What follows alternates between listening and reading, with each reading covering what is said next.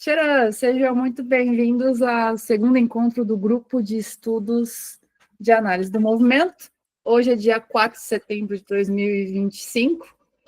Estamos agora às 8h15 da 8h11 da noite e hoje vamos falar sobre o papel dos sistemas sensoriais para o controle postural. Antes de começar, hoje o grupo de estudos vai ser um pouco diferente porque eu quero ouvir vocês também. Não sou eu que vou falar, fechou?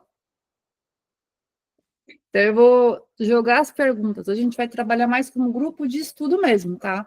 Então, no grupo de estudos, a gente vai debater o assunto que a gente está falando aqui, que é o nosso artigo. Esse artigo, gente, é um artigo que eu escrevi faz algum tempinho, na época do meu mestrado. Na verdade, foi meu primeiro artigo, meu segundo artigo publicado da vida. E esse artigo, ele foi um artigo de revisão bibliográfica e saiu em 2011, gente. Como eu tô velho. 2011. A gente está em 2025. Ai, gente, calma, deu uma crise aqui. Gente. Pois bem.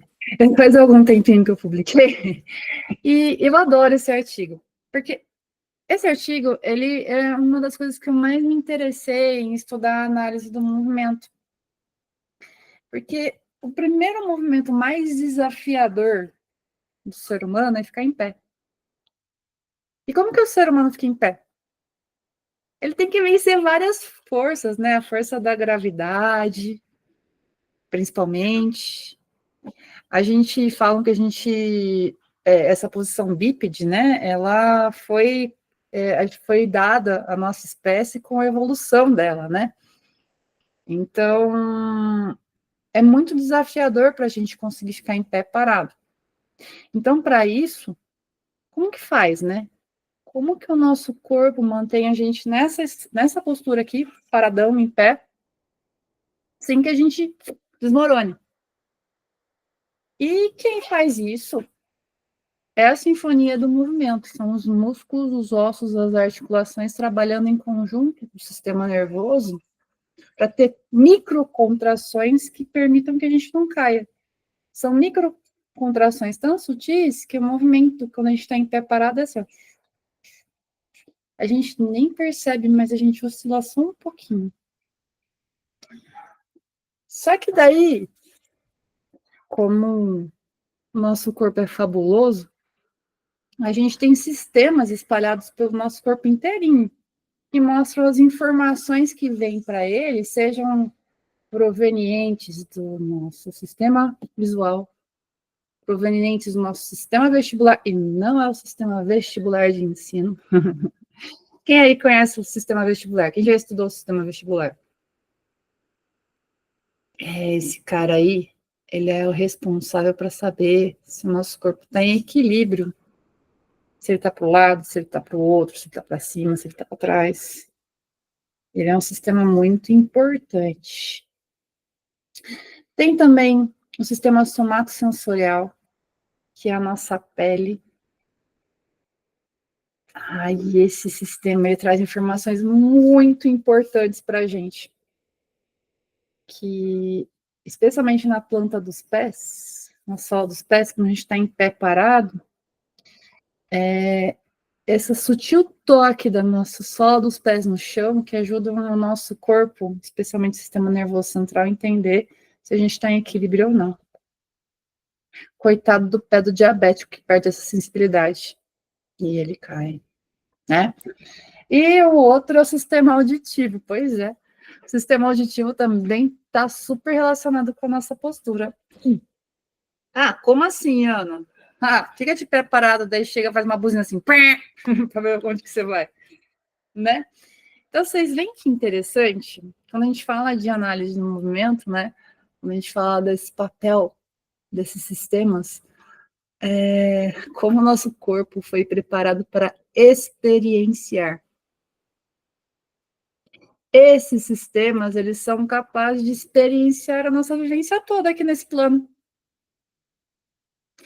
E eles trazem informações para a gente, só estou falando no pé parado, tá? Depois tem outros termos que a gente vai utilizando no decorrer das aulas. Mas eles trazem informações, esses sistemas, voltados à nossa propriocepção, que é como a gente está sentindo, né?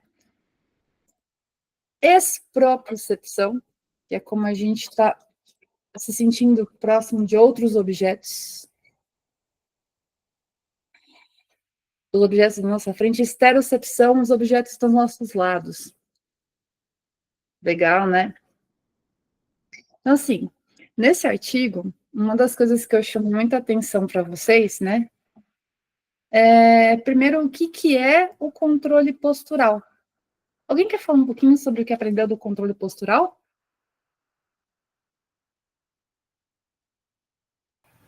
Então, eu li, né, o artigo, eu Legal. fiz até umas pesquinhas aqui, né? Boa. A questão de conseguir assumir e manter, né, a posição desejada, que seja em pé, virar para o lado, virar para o outro, né? Que é o que fala, né, no artigo, a habilidade de assumir e manter a posição desejada durante uma atividade estática ou dinâmica, é realmente a questão dos movimentos, né? Exatamente. Por que tarefa habilidade estática ou dinâmica? Habilidade estática é quando você fica com o corpo em equilíbrio. Por exemplo, eu estou numa habilidade estática aqui, tá? Mas se eu quiser fazer uma postura de yoga, eu também estou estática, eu estou parada. Vocês concordam comigo? Eu posso fazer outros tipos de habilidade estática aqui, ó, estou parada. Dinâmica são habilidades que eu vou fazer algum movimento. Quando eu começo a andar, por exemplo, ó, eu estou evitando uma queda. Esse é um equilíbrio dinâmico, o equilíbrio que está em movimento. O andar, ele é um sucedâneo de quedas evitadas. Eu adoro essa definição.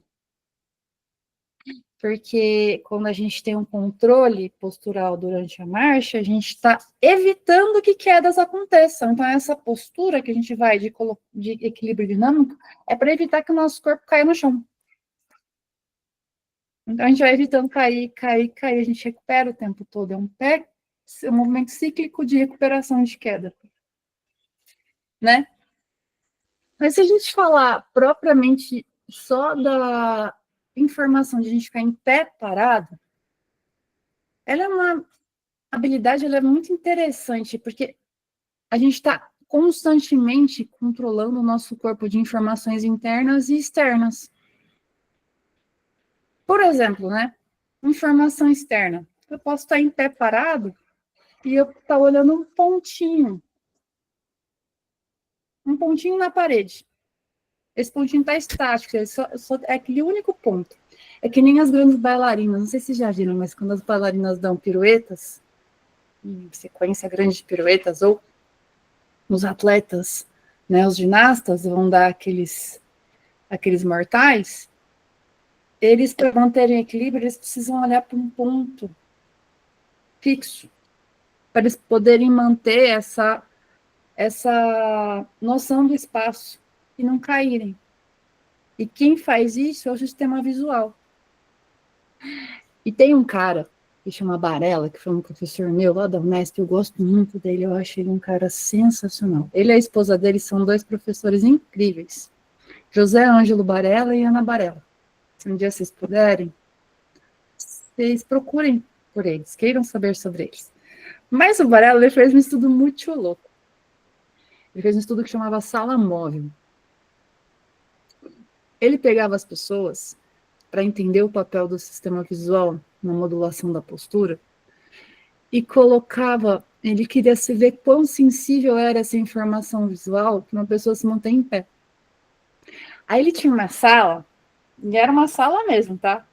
Onde as paredes se moviam. Só que essas paredes, elas se moviam de uma forma muito lenta, assim.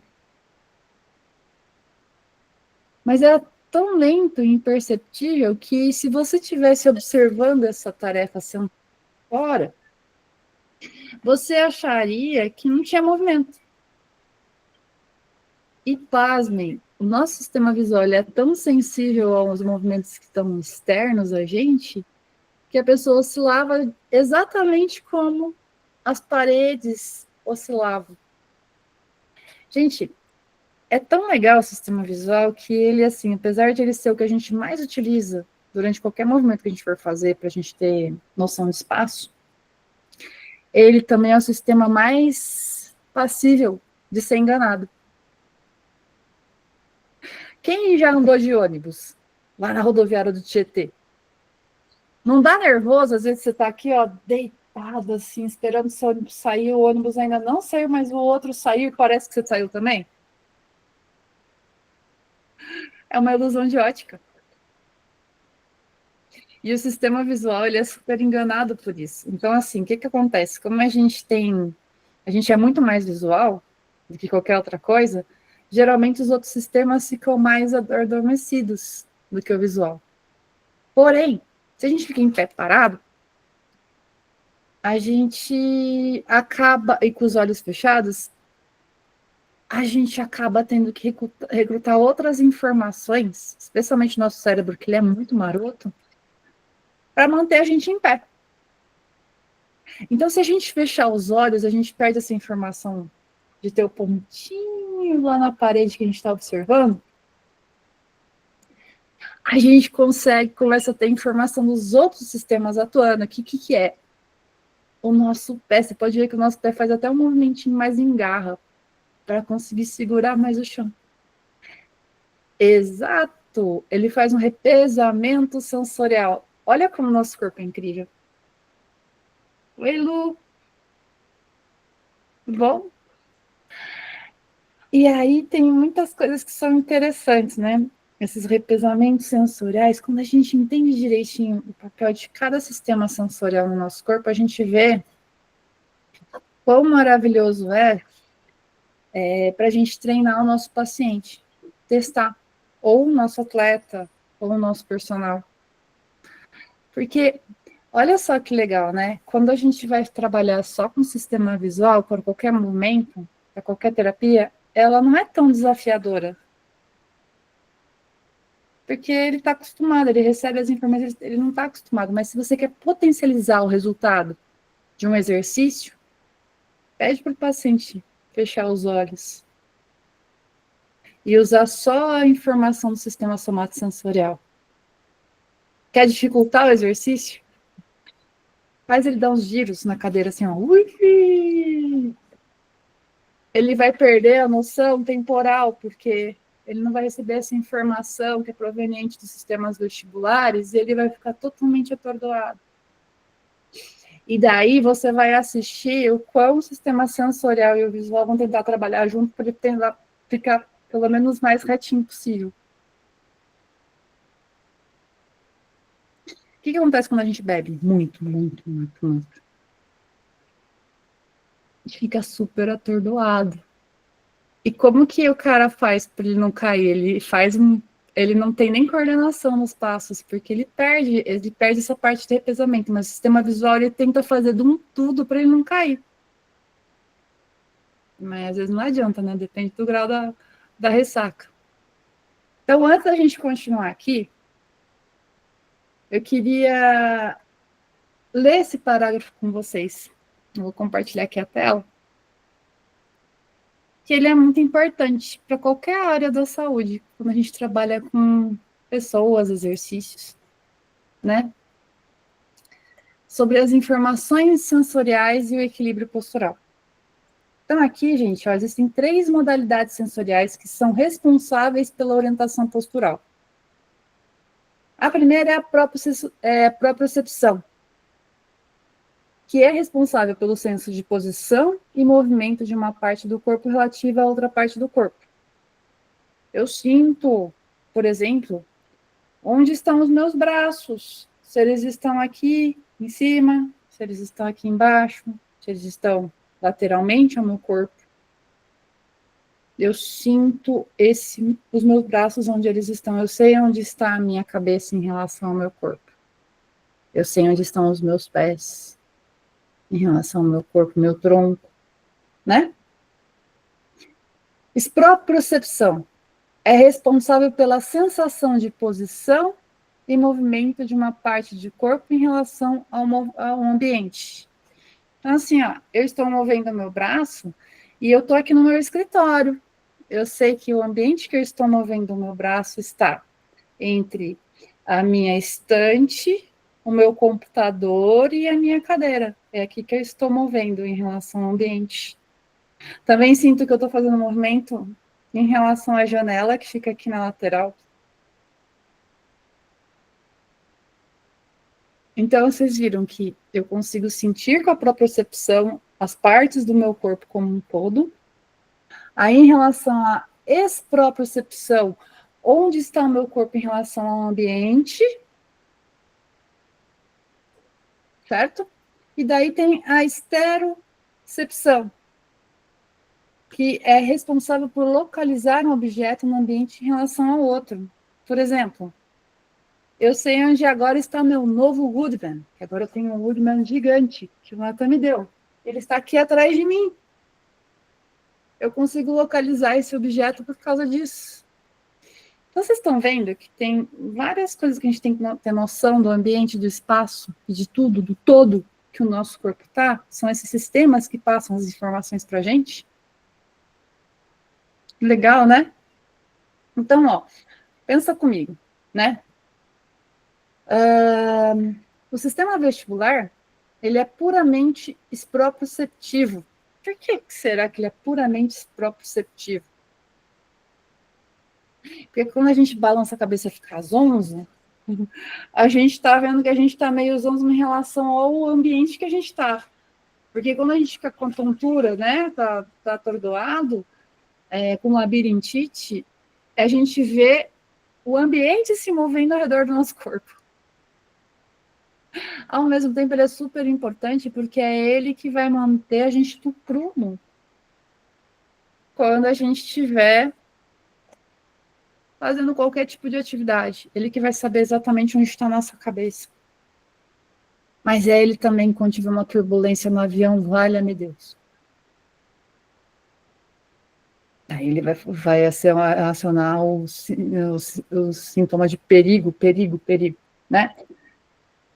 Aí a gente pensa no sistema auditivo. Ele é expróprio e externo. O expróprio, eu consigo ouvir minha própria voz quando eu estou falando com vocês. E eu também estou prestando atenção quando vocês estão falando comigo. O expróprio, minha voz até vocês. O estéreo, vocês falando comigo. Eu ouvindo o som que está passando daqui da rua. Aqui, por exemplo, um estereoceptivo que eu adoro é que aqui no meu tem um jardim público perto da minha casa, tem 6 casais de araras azuis. E eu sei quando elas chegam e quando elas saem de madrugada e quando elas voltam no final da tarde para dormir. Graças aos sinais sensoriais, a gente pode enxergar beleza na vida, né? E tem um sistema somatosensorial. Ele é proprioceptivo e proprioceptivo. Proprioceptivo porque a gente sabe onde está o nosso corpo em relação aos objetos, ao ambiente que a gente está. E proprioceptivo que a gente sabe, graças ao sistema sensorial, as exatas partes do nosso corpo que estão sentindo. Eu sinto que eu estou sentada aqui na cadeira, eu sei que eu estou aqui sentada, né? Então, assim, é reconhecida a participação de cada um desses sistemas, né? Para orientação, nossa orientação no espaço e nosso equilíbrio postural. E é muito importante que cada uma desse tipo de informação ele vai ser utilizado mais ou menos, dependendo do tipo de postura que a gente for realizar, adequar. Então, a gente tem que lembrar que, graças à nossa visão, audição, sistema vestibular e sistema somatosensorial, é graças a esses sistemas que a gente vai poder sentir o ambiente, o movimento que a gente está fazendo, porque eles sempre vão, cada um vai atuar de uma forma muito importante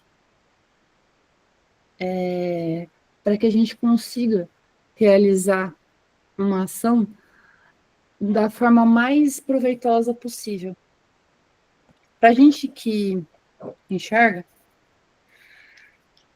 basicamente, o nosso movimento, tudo que a gente faz é muito, muito pautado no sistema visual. É porque é mais fácil, a gente estar enxergando, então facilita a vida, né, gente? O sistema visual, ele é dedo duro de tudo, ele mostra tudo pra gente, né? Mas sempre que vocês quiserem potencializar um aprendizado de exercício, quiserem dificultar um exercício para o paciente, restringam uma forma de informação sensorial. Lógico que com cuidado, dependendo de quem for a pessoa, mas experimente restringir a informação visual para ver o que acontece, né? Então, aqui, basicamente, no artigo, eu explorei cada um desses sistemas. Quando a gente faz, a gente está realizando a postura em pé, parado, né? Mas, para mim, a parte mais importante é quando nós falamos aqui da integração e repesagem das informações sensoriais para controle postural. Essa é a chave do artigo. Essa é a chave do artigo, porque vai certinho aquilo lá que eu estava comentando com vocês, que é falando do quanto você restringe uma informação, quanto a outra fica mais ativa. E quando a gente pode utilizar isso para aprimorar o movimento de um atleta, para estimular conexões nervosas em uma criança, por exemplo, que é neurotípica ou não, né? Então, essas informações são informações muito interessantes de repesamento. Mas agora eu já falei demais. Eu queria entender o que vocês acharam desse artigo, o que ele trouxe de valor para vocês. Eu só fiz aqui uma visão geral, um emaranhado para vocês dessas informações. Mas, para vocês, eu sei que cada um aqui é de uma área diferente. Então, para vocês, eu quero entender de vocês, qual a importância, o que vocês aprenderam desse artigo e como vocês podem aplicar esse lance do repesamento sensorial no dia a dia de vocês. Para os seus alunos, para os seus pacientes. Conta para mim. Gente, um de cada vez, hein? Não precisa ir com pressa, não.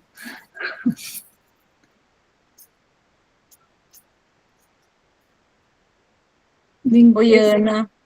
Ah, desculpa, não sei se tinha alguém falando. Não, é você, manda ver, Lu. Não, ó, vou ser muito sincera. Eu não consegui ler o artigo inteiro. Eu comecei e por uma série de outras atividades aqui, eu não terminei.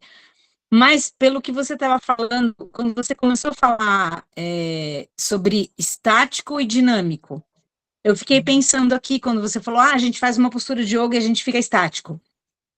Tem uma postura no yoga que é a postura da montanha, que a gente fica em pé, né, literalmente assim, em pé, com os braços ao lado do corpo, a cabeça, a gente se alinha e tal, e fica teoricamente parado. Eu acho, pensando em termos de movimento e pensando em termos de corpo divino, eu acho que é uma das posturas mais completas e bonitas do yoga. Porque o que a gente mais consegue buscar, o que a gente mais busca e vai percebendo com o tempo, é o quanto essa postura de você ficar parado te faz parecer estar estático.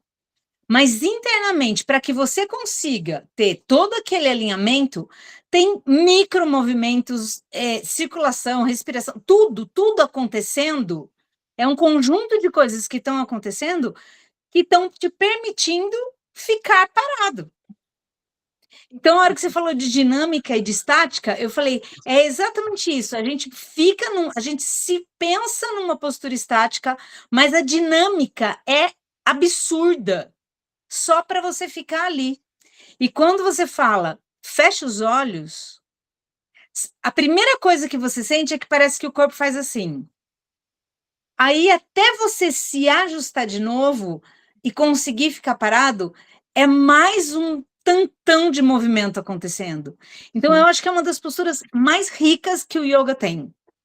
E aí, a hora que você falou isso, eu falei, nossa, é exatamente isso. Quando a gente vai fazer posturas no yoga, se você quer dificultar, e até a minha mentora fala isso, você quer dificultar, você quer avançar na postura, feche os seus olhos. Muda completamente. Você pode estar ajoelhado. Quando você fecha os olhos, você já muda completamente a sua percepção. E quando... Isso é uma pergunta que eu ia te fazer.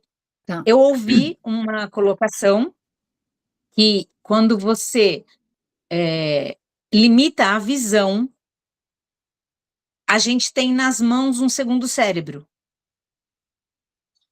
Porque ele... Eu não sei, eu preciso buscar onde que eu ouvi isso. Porque o tato vai ser muito importante e a sua percepção através das coisas vai ser muito direcionada para as mãos. Até mesmo para a sensibilidade de tato no rosto das pessoas, de percepção e de tudo. Então, vai ser a sua conexão direta para você mandar a informação para o seu cérebro vai ser através da sua mão. E eu tenho um amigo que, infelizmente, está com um problema sério e está ficando cego. E eu falei para ele, tenta perceber as coisas. Ele falou, porque eu não consigo fazer nada. Eu falei, começa a trabalhar a sua sensação tátil. E ele falou que dá diferença. Aí, quando você falou, limita, né, um movimento ou um sentido para explorar outro, funciona. Gente, você falou duas coisas muito importantes. Muito importantes. E eu vou ressaltar aqui para vocês. A primeira coisa que é muito, muito, muito importante foi o início da sua fala. Falando da postura da montanha. Que a pessoa fica só em pé, parado. Aí a gente fala assim que movimento estático, movimento dinâmico. Só você ficando em pé parado, entendendo a N funções que seus músculos estão fazendo, o sistema nervoso trabalhando para te manter em pé, não é estranho falar que é estático? Então, quando se trata de movimento, não existe nada estático. Gente, eu tô aqui sentada, a gente tá sentado conversando, tem gente que tá mais deitadinha no sofá, tem gente que pode estar deitado na cama, mas mesmo assim, a gente não fica que nem uma pedra, a gente não é, ó. A gente tem um monte de contração muscular acontecendo, existe um monte de coisa acontecendo ao mesmo tempo. Então, não existe movimento estático. Sempre vai ter um mínimo de movimento acontecendo, independente da postura que você atinge. A respiração. Aí, quanto ao cérebro, ser a segunda mão, aí vai uma coisa muito legal. Eu não diria que é o cérebro, tá? Mas eu diria que é o sistema somatosensorial entrando em ação. Porque se eu estou perdendo a minha visão, eu preciso entender outras formas que eu posso interagir, né? Então, como que eu busco essas informações? No sentir. Então, ativa muito as minhas mãos e ativa muito os meus pés. Aninha, já te chamo. Como que acontece isso? Para uma pessoa cega, e ela precisa andar na rua, o que ela vai fazer para ela conseguir andar na rua se ela não está enxergando? Que mecanismos ela tem que acionar para ela poder andar com cuidado? Ela tem que acionar um sistema que é um sistema que é acoplado ao sistema somatosensorial, que se chama sistema áptico. Sabe o que é isso? É um objeto que vai acoplado ao nosso corpo. Então, para o cego poder andar em qualquer lugar, ele precisa do quê? De uma bengala. E a bengala dele é muito específica, ela é muito, muito, muito, muito fininha e leve. E ele geralmente ele anda aqui, ó, pac, pac, pac, pac, pac, porque ele sabe mais ou menos qual é o tamanho dele, olha a propriocepção aqui, gritando, somatosensorial ensinando para ele onde está. o sistema auditivo dele é gigante, porque ele também sabe que a maneira com que cai a bengala e o som também pode ocorrer uma mudança do chão que ele está pisando. Então, ele está buscando outras informações sensoriais para ter isso. E, por segurança, ele utiliza um sistema externo ao corpo dele, que é a bengala, que vai ajudá-lo a guiar. Então, note, o nosso corpo é extremamente inteligente e adaptável a qualquer situação.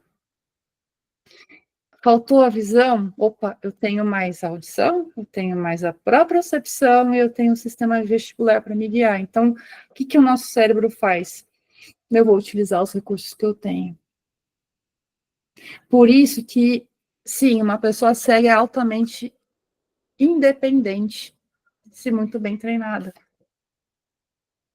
Porque tem os outros sistemas que ela pode confiar, né? Isso é muito maravilhoso. Diga, Ana. Oiê. Então, continuando nesse assunto, no caso da pessoa que é surda, porque eu estudo Libras, e no caso da música, eles tentam entender a música, sentir a música pela vibração. Então, você vê como o corpo humano é fantástico mesmo, né? Porque ele não consegue ouvir nada, porém, ele consegue sentir a vibração das coisas. Então, ele sabe se o ritmo é um pouquinho mais agitado, se é mais lento, pela vibração. Então, é algo incrível, você vê que o corpo se adapta de fato, né? Naquilo que falta. No caso, a gente que tem todos os sentidos funcionando, ok, mas e quem não tem, o corpo, de alguma forma, ele vai tentar se comunicar com o meio externo, com aquilo informação que recebe. Então, isso é muito legal, é muito interessante. Vocês já assistiram os Jogos Paralímpicos? Tem tiro ao alvo para cego. E eu não estou falando besteira, vocês já viram isso? Eu conheci a campeã mundial, ela veio aqui para Rio Claro.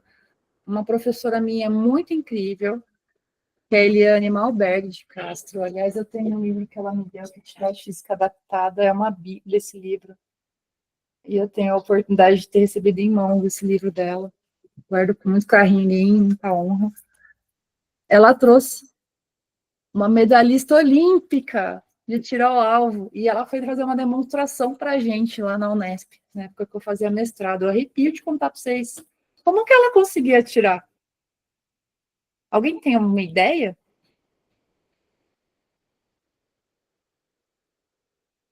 Pois bem, ela tinha uma arma, tá? Essa arma tinha tipo um raio laser, uma coisa, um sistema de sensor. Então, quando ela tinha um objeto que ela tinha que atirar, seja esse objeto em movimento ou não, o sensor ia informando para ela assim, ela atirava e acertava.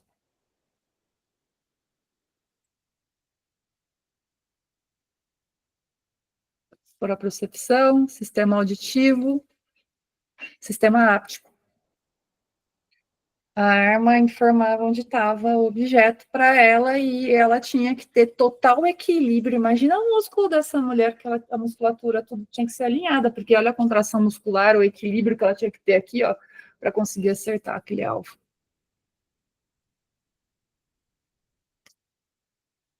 Pessoas com síndrome de Down, elas não têm uma vértebra cervical. Acho que vocês sabem muito bem disso. A Eliane Malberg fez uma coisa muito legal.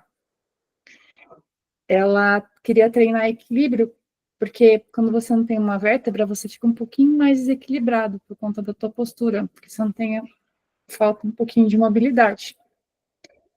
Para essas pessoas treinarem equilíbrio, ela desenvolveu um sistema que chamava âncora, que ajudava eles a desenvolverem o equilíbrio que eles não tinham, para poder treinar o equilíbrio e sim eles terem uma marcha mais independente. Outro sistema áptico. Isso é muito legal, né? Eu acho muito incrível quando a gente trabalha com reabilitação, quando a gente trabalha com prática de atividade física, independente do grupo, a gente sempre vai buscar adaptações nos sistemas sensoriais para melhoria de performance. E se vocês forem analisar qualquer tipo de técnica, de qualquer modalidade, de qualquer tipo de técnica de reabilitação,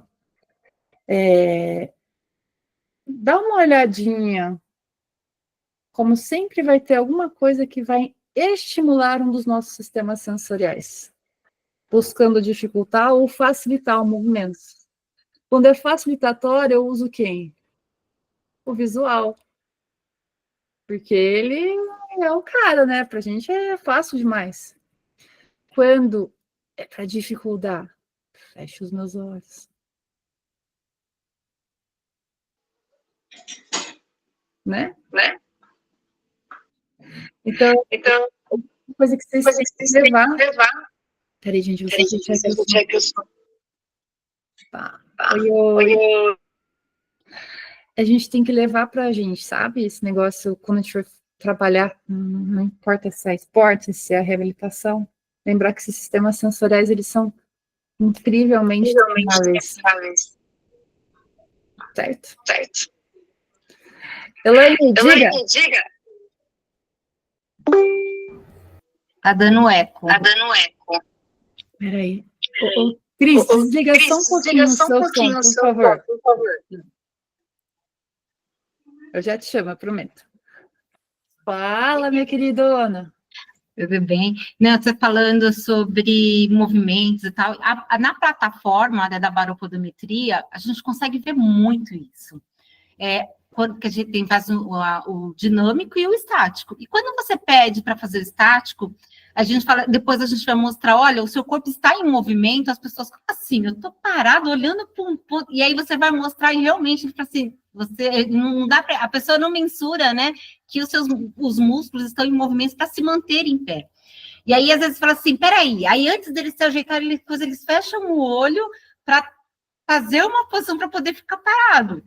E no dinâmico é a mesma coisa, eles andam, e os idosos têm muita dificuldade, porque a gente precisa de vários passos, né, para poder captar, então, quem usa a bengala, ou se não, eles tentam se apoiar na parede para poder andar, ou se não, é aquele movimento que você falou, ele vai pisar na plataforma, eles olham porque às vezes não tem que pisar só com o pé, mas querem pisar com os dois, ou o pé já, o corpo já anterioriza para poder ter. Então, assim, você já consegue pegar todas essas informações que você falou só nesse exame da estática e da dinâmica. Eu consigo falar muitas coisas para eles antes mesmo de analisar o sistema. Não é legal? Da plataforma. Então, é muito. O seu artigo cai assim como uma luva para ser estudado. Ai, que legal. E você sabe esse negócio do pé, né? Eu adoro o pé. Pé é outra coisa que é muito dedo dura. Para procepção plantar. Ah, bichinho bom pra vocês pensarem. Olha, faz tempo que eu não falo nas áreas da saúde, então eu vou errar tudo, eu vou falar do meu jeito, tá bom? Pode ser assim? Porque agora eu sou marqueteira, então me deixe. Mas o negócio é o seguinte: pé, atenção ao pé. Pé que perde a sensibilidade, olha que faz um sujo. Tem problema aí, não tem? E o que acontece quando o pé perde a sensibilidade? Eu posso estar com o pé parado assim, ó, olhando um ponto. Mas se meu pé perde a sensibilidade, lembra do repesamento sensorial? A gente tem aqui 80% na visão, mas grande parte ela na sola do pé, para manter a gente pé parado. O que o pé faz? Vira engarra. Pode ser por alguns vários motivos. O principal, diabetes e neurodegeneração. Eu fiz uma palmilha, nós cortamos um pouquinho, para uma cliente que ela tinha polineuropatia, e aí, antes de eu, né, de estar colhendo, eu perguntei para ela dos medicamentos, o que ela sentia, então era fraqueza, chutes ao ar, ela não sentia o chão, né, então a perda dela, assim, os pés... É grande. E uma coisa que, se vocês tiverem dúvida, né, se vê que a pessoa não tá assim, você tá vendo que o dedinho tá em garra assim, ó, óbvio que você não vai lá e dar um custão nela, que nem você sabe, se não tem uma tomografia, você não tem nada para assumir nada, tá? Então, devagar com a dor que o santo é de barro. Mas, pega a pontinha da lapiseira assim, vai lá e coloca assim, ó, nas áreas do pé, e fala, você tá sentindo? Você não tá? muitos pacientes com Parkinson que eu trabalhei, um dia a gente fala disso, eu apertava, assim, ó, a caneta, que eu não suportava de dor e a pessoa nem sentia. Eu faço esses exames quando eu vou atender, né? Uma pessoa que convive com diabetes, eu faço esses exames com diapasão, monofilamento, então a gente consegue ter já uma outra, como é que fala? Mais uma informação a mais ali, né? O monofilamento é incrível. É legal que cada filamento ele traz uma espessura para você poder investigar, né? Quão sensível está aquela planta do pé. E quanto mais vocês, às vezes, gente, a pessoa não tem nada, tá? Às vezes é só falta de sensibilidade mesmo que ela tem, e talvez seja o momento de você estar treinando isso, para estimular essa propriocepção. Então, às vezes, é só o momento de você fazer ela andar descalça, fazer ela andar na pedrinha. Gente, quantas pessoas melhoram a marcha assim, anos-luz, até idosos, porque idoso perde pouco a sensibilidade. A gente, querendo ou não, a mielinização dos neurônios vai sumindo com o tempo. Mas se a gente puder estimular um pouquinho mais isso daí pode ser muito bacana para ajudá-los a ter mais equilíbrio, para reativar isso daí, porque, querendo ou não, a gente nunca vai trabalhar muito a propriocepção. A gente anda sempre com sapato, né? Vocês podem ver, agora eu tô dando aula aqui, tô na minha casa, né, gente? Tô aqui no home office, eu posso mostrar meu pé para vocês. E vocês viram que bonito, né? Olha a calça da menina de ginástica. Mas, home office. Mas não é todo mundo que tem isso. Então, vocês têm que levar esse estímulo para eles. Isso é extremamente importante. Estimular nosso corpo, querendo ou não, o que é sinal? Sistema sensorial. São os sensores, a gente tem sensor ao robozinho, a nossa máquina humana. Então, os sensores, eles não podem ficar sem ser utilizados. A gente tem que causar muitas experiências para esse corpo, para que, independente da vida, da etapa de vida, se é envelhecimento, se é doença, se é aprender a andar, que estimule cada vez mais plasticidade para essa pessoa se desenvolver e interagir melhor com o ambiente. É esse nosso papel. Certo? Fala, dona Cristina. Então, a questão do sensorial. O meu filho, eu tenho um filho de 3 aninhos, e ele tem síndrome de Down. E com 3 meses ele teve uma síndrome chamada síndrome de Westing. Como é que a gente percebeu isso? Ele dava espasmos. Esses espasmos foram aumentando gradativamente. Então, dava de manhã, à tarde dava de manhã à tarde, às vezes de manhã à tarde à noite. E aí a gente procurou um especialista, e ele fez um exame onde constava epilepsia generalizada. Então, como se fosse fios desencapados dando choque a todo momento. E ele nos informou que foi a forma mais eficaz de prevenir uma paralisação total do corpo, porque como são reflexos, né? Então, essa síndrome, ela pode causar uma paralisia total na criança. Então, ele ainda falou assim, que bom que você veio a tempo, porque isso aí, de tanto reflexo, né? De tanta esses choques, então poderia comprometer todo o sistema dele. Sim. Então, assim,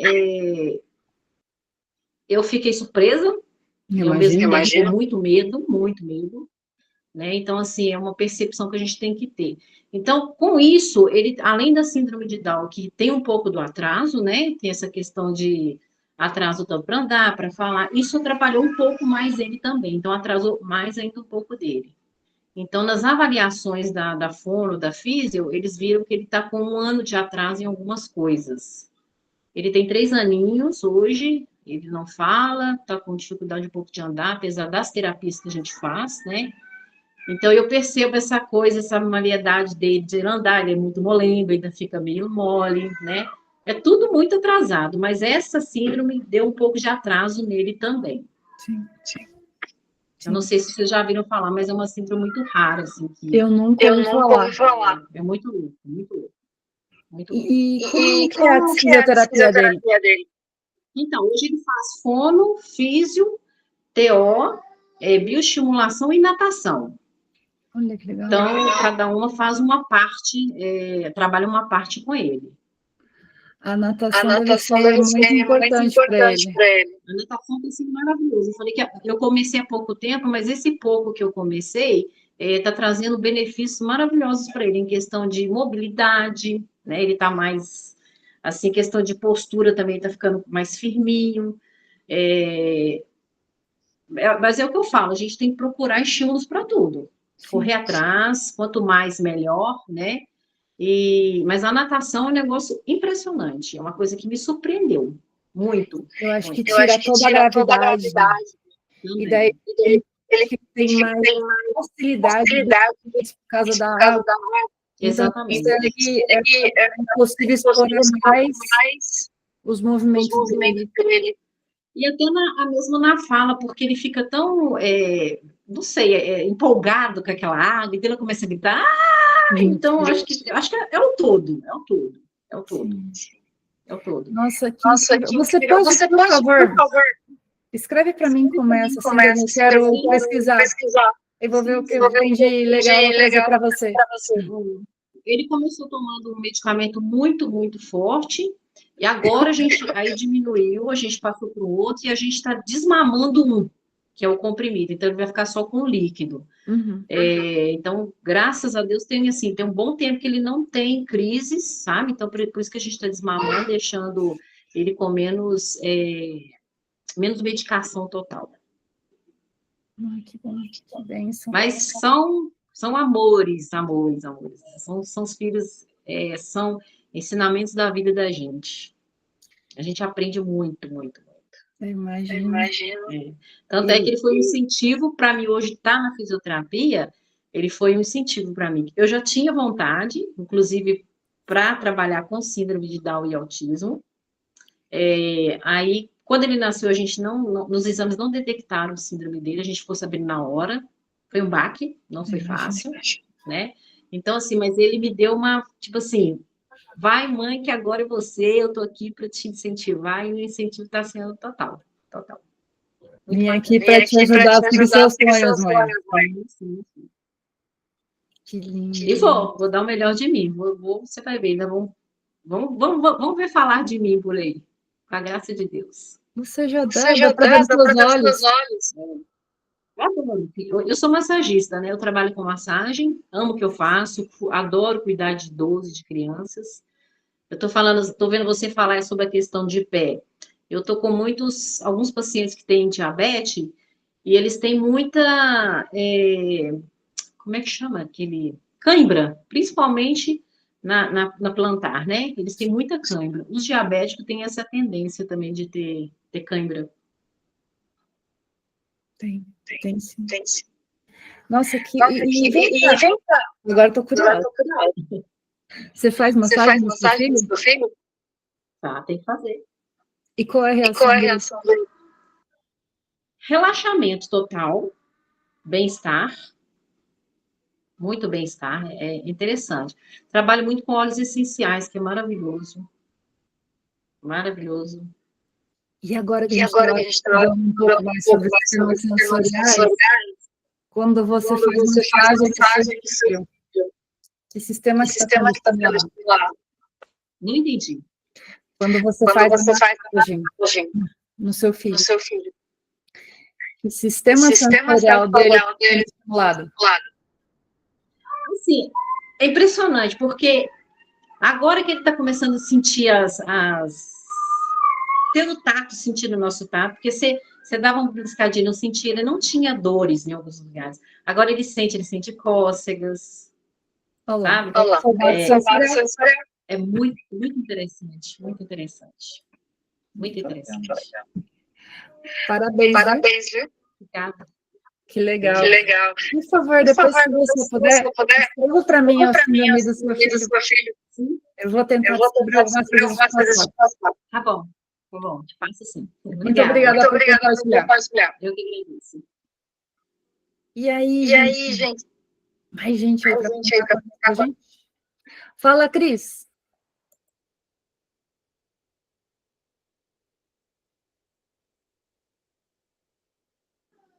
Sou eu, acabei de falar. Foi eu. Ah, é verdade. Foi mal. Ai, gente, eu tô meio doidinha, tô chamando o urubu de meu louro, vocês me perdoam. Ai, E é isso. Agora eu vou falar uma coisa. Eu dei uma tarefa para vocês do grupo de estudos e vocês ficaram com dúvida, né? Falei para vocês irem lá procurar os aplicativos. Daí todo mundo ficou assim, mas como que eu vou interpretar os dados, tal? Teve gente que achou uns aplicativos da hora, tinha uns aplicativos que era pago, barato. Eu tô ligada, eu tenho meus informantes. Eu tenho informantes, tá? E era essa dúvida que eu gostaria de causar em vocês. O importante é que vocês foram buscar. Só que é o seguinte, como vocês não me contaram quais aplicativos vocês buscaram, eu não pude preparar essa parte do grupo de estudos para vocês. Então, eu vou deixar mais um desafio. Vocês vão colocar para mim, ó, os aplicativos que vocês encontraram. Eu vou instalar no meu celular e eu vou ensinar vocês a lerem esses gráficos. Que agora a gente vai passar um pouquinho para a parte de biomecânica, tá bom? Então, no próximo grupo de estudos, a gente vai aprender a interpretar dados. A gente vai usar um pouquinho dessa parte de biomecânica voltada à cinemática, que é a minha preferida. Então, a gente precisa trazer esses apps, tá bom? Então, vocês mandam para mim lá quais apps vocês encontraram. E quem estiver no seminário, lá no nosso sábado que vem, vai ser bacana. Eu vou falar um pouquinho sobre o profissional da saúde, o novo cientista da anatomia, futuro, né? Está na mão de vocês. Uma nova área que está surgindo aqui, e, orgulhosamente, a Anatomia Fácil, a Universidade de Anatomia vai revolucionar a área da saúde, porque a gente está aqui para isso. Esse é o nosso propósito, criar coisas incríveis para vocês serem profissionais de ponta. É esse nosso sonho, é ver vocês prosperarem na saúde. Vocês prosperando significa um impacto positivo na saúde nacional.